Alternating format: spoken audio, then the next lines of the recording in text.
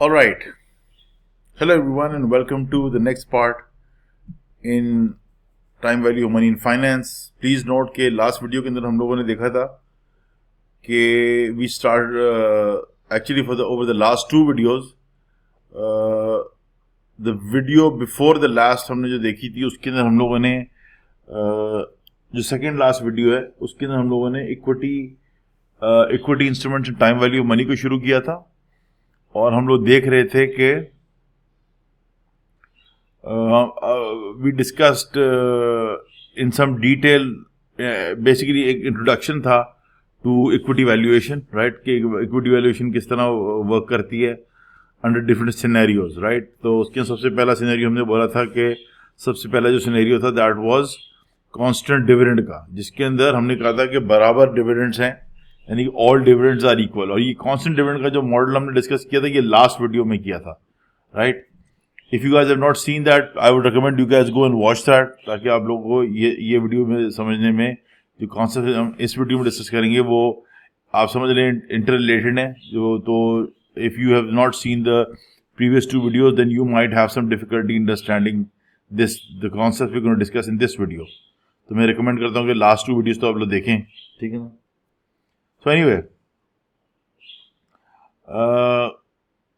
इस वीडियो के अंदर हम लोग अब सेकेंड सिनेरियो पे आ गए हैं या डिफरेंट सेकेंड मॉडल पे कह लें, इक्विटी इंस्ट्रूमेंट्स के सेकेंड वैल्यूएशन मॉडल पे आ गए हैं, जिसके अंदर अच्छा लास्ट जो मॉडल था वो कांस्टेंट डिविडेंड मॉडल था. उसके मैंने आपको दिखा दिया कि मैंने आपको मेंशन किया था कि द कांस्टेंट डिविडेंड मॉडल है दैट इज बेसिकली उसकी जो वैल्यूएशन होती है ऐसे इक्विटी इंस्ट्रूमेंट्स की वो समवॉट क्या actually pretty much like the perpetual bond की तरह होती है. परपेचुअल बॉन्ड भी हमने पहले डिस्कस कर लिए हुए हैं. तो जिस तरीके से परपेचुअल बॉन्ड्स की वैल्यूएशन होती है उसी तरीके से कांस्टेंट डिविडेंड की भी वैल्यूएशन वैसी ही होती है, ठीक है ना? बेसिकली याद कर रखने की बात है कि परपेचुअल बॉन्ड्स के अंदर या परपेचुअल या कांस्टेंट डिविडेंड के अंदर ग्रोथ जीरो होती है. जी जो है वो जीरो होती है, यानी there is no growth, right? Absolute terms में यानी कि डॉलर टर्म्स में या वॉट एवर करेंसी जिसमें स्टेटेड है डिविडेंड वो बराबर होता है, इक्वल लेवल पेमेंट्स होती हैं, right? Dividend payments we talking about of course equity instruments. तो वो सिचुएशन थी लास्ट सिनेरियो के अंदर. अब सेकंड जो सिचुएशन आती है, सेकंड सिनेरियो जो इक्विटी वैल्यूएशन के अंदर आता है वो आता है कि that's basically consistent rate of dividend growth, consistent dividend growth rate. Okay, मैं रिपीट कर रहा हूं एक दफा because so important. Last video के अंदर हमने डिस्कस किया वो कांस्टेंट डिविडेंड है, डॉलर टर्म्स में सब चीजें बराबर है. यानी कि अगर एक साल फर्स्ट ईयर के एंड पे $5 की पेमेंट हुई है तो सेकंड ईयर के एंड पे भी $5 की पेमेंट होगी, थर्ड ईयर के एंड पे भी $5 की पेमेंट होगी and so fourth. Every year के अंदर वो है $5 ही आएंगे, यानी कि एब्सोल्यूट टर्म में फिगर डॉलर टर्म या करेंसी टर्म में अमाउंट आ रहा है इक्वल. इधर वो कह रहा है कि कांस्टेंट डिविडेंड ग्रोथ रेट, तो dividend on in currency terms या एब्सोल्यूट टर्म में चेंज हो रहा होगा लेकिन ग्रोथ रेट बराबर होगा. समझ रहे हैं मेरी बात? अब तो उसको देखते हैं. अब let's see how this works. Let me first read out. अच्छा, this is also called the Gordon growth model. Gordon growth model remember उन सिचुएशन में यूज होता है जिसमें कांस्टेंट ग्रोथ हो इन डिविडेंड्स, राइट? अब रीड करते हैं थोड़ा सा पहले बुलेट पॉइंट को. When dealing with a stock that experiences a consistent rate of dividend growth, consistent या constant rate of dividend growth, you can determine its present value through the application of the Gordon growth model. Okay, right? ये मैंने आपको discuss कर लिया हम लोगों ने. आगे चलते हैं. This model outlines the calculation of the present value in the using the following formula, right? तो ये आएगा basically this is the formula, okay, where PV stands for present value of the stock equals to D1. D1 is the next period's dividend. Please note D1. This is not D0. Okay. D0 ये basically D होता है. इसकी subscript के अंदर छोटा सा एक zero लगा होता है. This is basically the this is basically the dividend paid at T is equal to 0, okay, और द पेरेंट पॉइंट टाइम। अगर मैं टाइमलाइन बनाऊं तो लेट्स से ये 3 साल हैं, this is t equal to 0, 1 and 2।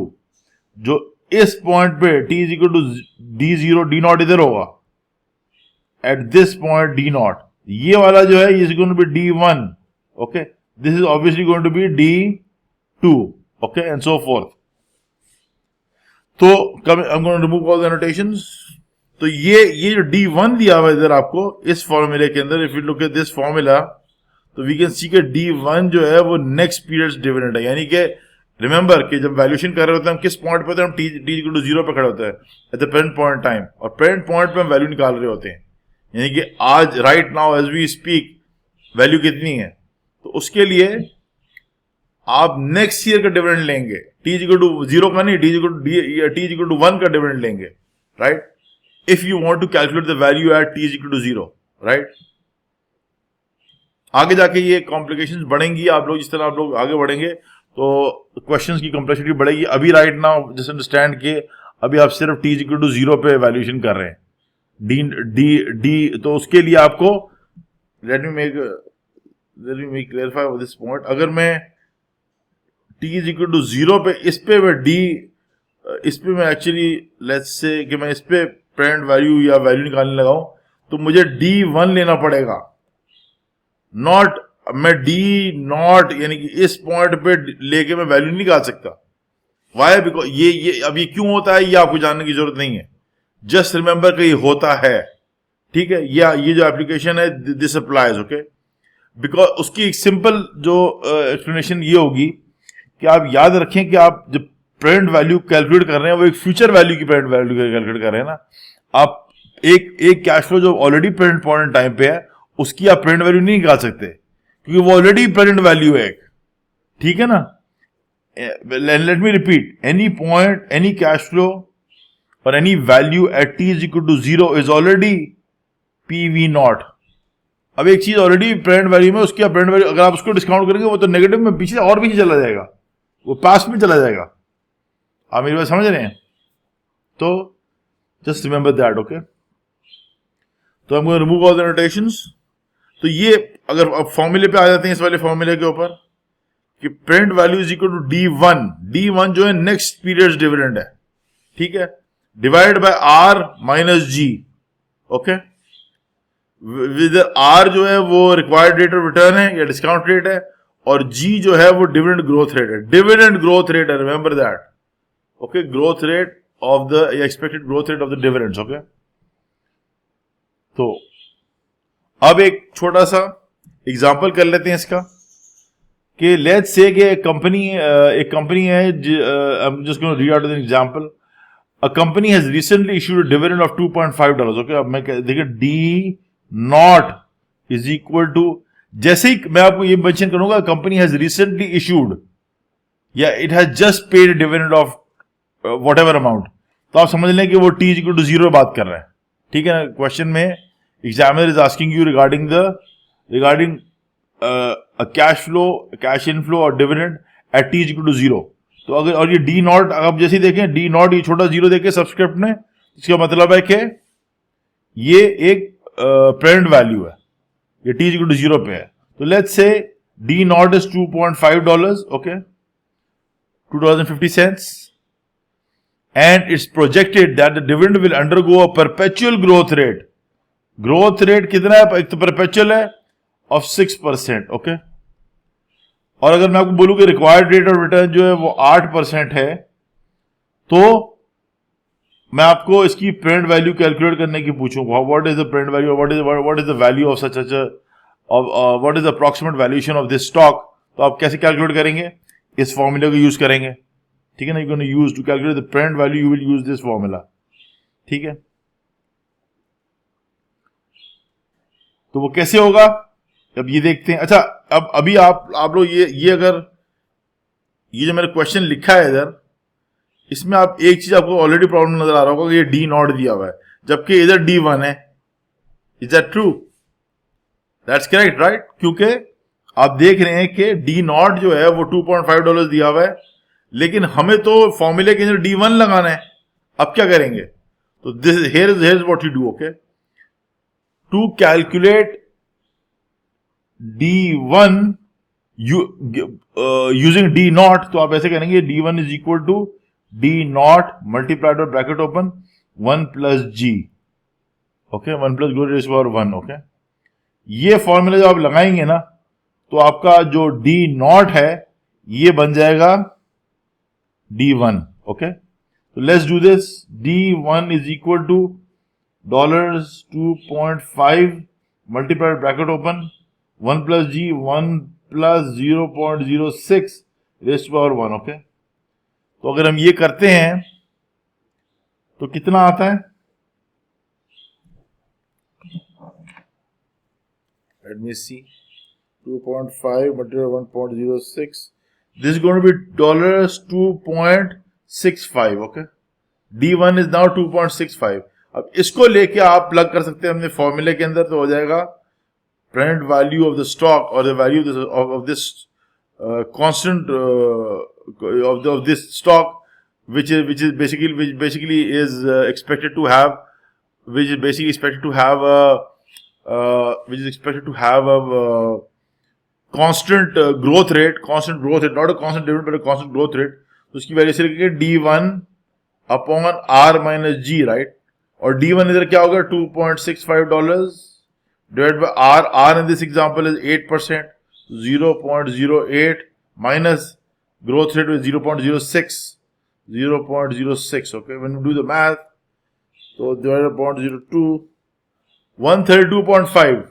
$132.5. This over here is the value.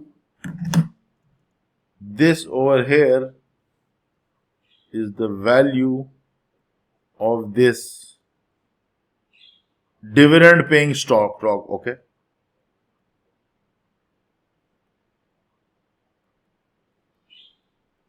Okay. तो ये एक हमने कैलकुलेशन की है जिसके अंदर हम लोगों ने Gordon growth model, please remember ये जो फॉर्मूला है, रिमूव ऑल द नोटेशंस, ये जो फॉर्मूला है ये बेसिकली गॉर्डन ग्रोथ मॉडल का फॉर्मूला है, ओके। ये गॉर्डन ग्रोथ कहते हैं इसको, राइट। अच्छा, एक मैं आपको before remove direct point out कि आपको डायरेक्टली वो D1 भी ले सकते हैं। वो आपको बोलेगा नेक्स्ट ईयर का डिविडेंड इतना एक्सपेक्टेड है $3। तो उस सिचुएशन में रिमेंबर, उस सिचुएशन में you don't need to grow it at D equal to, अगर D1 आपको दिया हुआ है ना, फिर तो आप सीधा $3 को लेके इधर प्लग कर देंगे, राइट। Remember this. अगर D नॉट दिया हुआ है तब आपको D1 में कन्वर्ट करने के लिए क्या करना पड़ेगा? D1 is equal to D naught multiplied by 1 plus G raise to power 1, okay. ये आप करेंगे, ये पावर है, ओके। ये करेंगे तो आपको D नॉट से D1 आ जाएगा। बट रिमेंबर, अगर D1 दिया, you have to be very careful. Examiner strict करते हैं, स्टूडेंट्स अटेंशन नहीं शुरू में दे रहे, तो if you not paying attention, if you have not seen के वो किस पॉइंट इन टाइम की बात कर रहा है, अगर वो कह रहा है company has just paid dividend, okay, तो इसका मतलब है अभी भी उसने डिविडेंड दे दिया हुआ है, T इक्वल टू 0 पे उसने पेमेंट की है, और आपको D नॉट दिया हुआ है, राइट। और अगर वो कह रहा है कि next year dividend is expected to be so and so, तो उस सिचुएशन में समझ लेंगे D1 दिया हुआ है आपको, राइट। इसके अंदर मैं एक चीज और before and this video I like two point out कि ये जो R माइनस G है, जो डिनोमिनेटर है, इसकी एक शर्त है, इसकी एक रिक्वायरमेंट है कि ये जो R है ना, required rate of return, R must be greater than G और growth rate. Remember this is very important. अगर growth rate is greater than R, तो ये वाला फॉर्मूला वर्क नहीं करेगा। क्यों होता है, कैसे होता है, इसको आपको पढ़ने की भी जरूरत नहीं है, उसकी लंबी एक्सप्लेनेशन है। जस्ट रिमेंबर, राइट, कि इस वक्त आप लोगों का टाइम और बेहतर यूटिलाइज हो सकता है किसी और कॉन्सेप्ट समझने में। Just remember, Gordon growth model के अंदर रिक्वायरमेंट है कि आपका जो R है, रिक्वायर्ड रेट ऑफ रिटर्न है, it must be greater than your growth rate for this formula to work, okay. ठीक है ना, क्योंकि अब आपको उसकी मैथमेटिकल वजह बता देता हूं। अगर इस फॉर्मूले के अंदर आर लेट्स से 10% है और जी 6% है, तो ये डिनोमिनेटर नेगेटिव हो जाएगा ना। अगर मैं इसको करूं, present value is equal to let's say $3 divide by ये सिनेरियो चलाऊं कि रिक्वायर्ड रेट ऑफ रिटर्न 0.1 है माइनस, और ये डिविडेंड ग्रोथ रेट 0.06 है, तो ये डिनोमिनेटर नेगेटिव हो जाएगा। गाइस, माय पॉइंट इज कि उल्टा में लिख गया, अगर रिक्वायर्ड रेट ऑफ रिटर्न 6% है और ग्रोथ रेट 10% है, तो उस सिचुएशन में प्रॉब्लम होगी ना ये वाली। देखें, अगर आर डिनोमिनेटर में क्या है, ये फॉर्मूला इधर अप्लाई करते हैं, आर इज 0.06 और 10% इज हाउ मच, माइनस 0.1। अगर मैं इसको करूं तो ये हो जाएगा $3 divide by minus 0.04। Now this formula will not work, क्योंकि वैल्यू नेगेटिव तो नहीं आ सकती ना, मतलब you not going to work. So that just remember, without me getting too much detail with this, just remember के for this formula, for the Gordon growth modular to for the Gordon growth model to work in a situation, remember उसकी requirement है कि required rate of return जो है are जो है, it must be greater than your growth rate, constant growth rate. Okay, so anyway guys, that's it for this video. I will see you guys in the next one. और next video के हम लोग देखेंगे, next video में हम लोग changing dividend growth rate देखेंगे। Okay, remember ये जो वीडियो हम देख रहे हैं और लास्ट जो वीडियो हमने देखी है उसके अंदर हमने equity instruments and time value money कर रहे हैं, ठीक है ना।